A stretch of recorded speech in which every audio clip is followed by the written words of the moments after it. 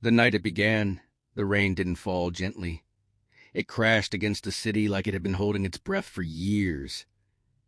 Aisha stood at the edge of her balcony, fingers trembling around a cold cup of tea, listening to the storm and wondering why some memories refused to fade. 7 years had passed, yet one name still lived in her heartbeat, slow and stubborn, like a song that never really ends. She hadn't planned to fall in love. Not with him. Not with someone like Rohan, whose eyes carried too many dreams and whose silence spoke louder than promises. They met in the most ordinary way, at a small recording studio where Aisha worked as a lyric translator and Rohan composed music late into the night. Their conversation started with work, words, and melodies, but soon drifted into childhood memories, unfinished ambitions, and the quiet fear of being left behind. What drew Aisha to Rohan wasn't just his talent, but the way he listened. When she spoke, he didn't interrupt. He didn't rush her pain or decorate it with false comfort. He simply stayed. And in that staying, something fragile and beautiful grew between them.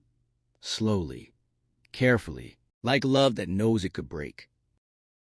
Their bond deepened through late-night sessions and shared silences. Sometimes they didn't even talk. They just sat in the dim studio, surrounded by wires and half-finished tunes, breathing in the same rhythm.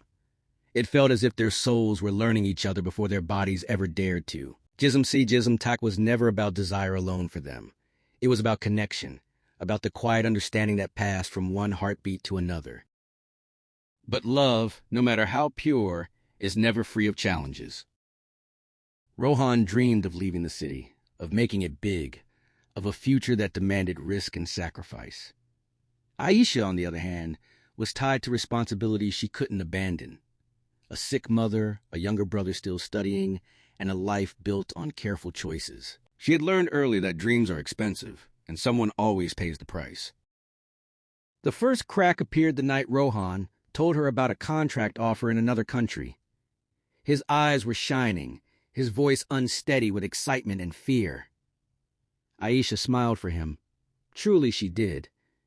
But inside her chest, something collapsed. She knew what this meant. Distance, time, uncertainty, the slow erosion of what they had built. They tried to be brave. They promised calls, messages, visits. They promised not to let ambition kill love. But promises sound different when tested by reality. Time zones stole their conversations. Exhaustion replaced affection.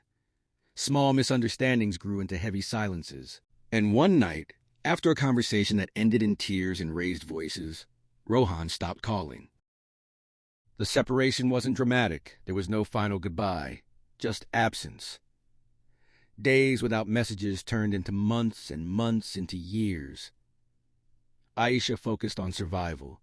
She took extra work, paid hospital bills, watched her brother graduate. On the outside, she moved on. On the inside, she carried a wound she never allowed to heal.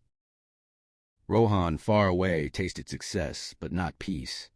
His music reached new heights, but every applause reminded him of the one person who used to hear his melodies before the world did. He told himself that sacrifice was necessary, that love sometimes means letting go. Yet every night he played the same unfinished tune, the one inspired by Aisha's quiet laughter. Years later, fate brought them back together in the most unexpected way. Aisha was invited to translate lyrics for a remix project. When she entered the studio and heard the first notes, her breath caught. The melody was familiar, too familiar, and then she saw him. Time had changed them, but not completely. Rohan looked older, more guarded. Aisha looked stronger, yet her eyes still carried the same depth. For a moment, neither spoke. The air between them was thick with everything they had never said. Working together reopened old wounds. Every word, every note carried memories. They avoided personal conversations at first, hiding behind professionalism. But pain has a way of demanding acknowledgement. One evening, after the session ended, the power went out. The studio fell into darkness, lit only by the city lights outside. In that silence, truth finally found space. They spoke of misunderstandings, of fear, of choices that felt right at the time but wrong in hindsight. Aisha admitted how abandoned she felt. Rohan confessed how cowardly he had been for choosing distance over difficult conversations. Tears flowed, not as weakness but as release. The challenge now was different. It wasn't about distance or dreams anymore. It was about trust. Could they forgive each other? Could they accept the people they had become? Rebuilding wasn't instant. They took it slow. They learned each other again, with patience and honesty. This time, love wasn't blind. It was conscious. They discussed boundaries, expectations, and fears openly. They chose partnership over escape. When the remix was finally completed, it carried more than music. It carried healing. The song spoke of connection beyond skin, of love that survives separation, of two souls finding their way back through pain and growth.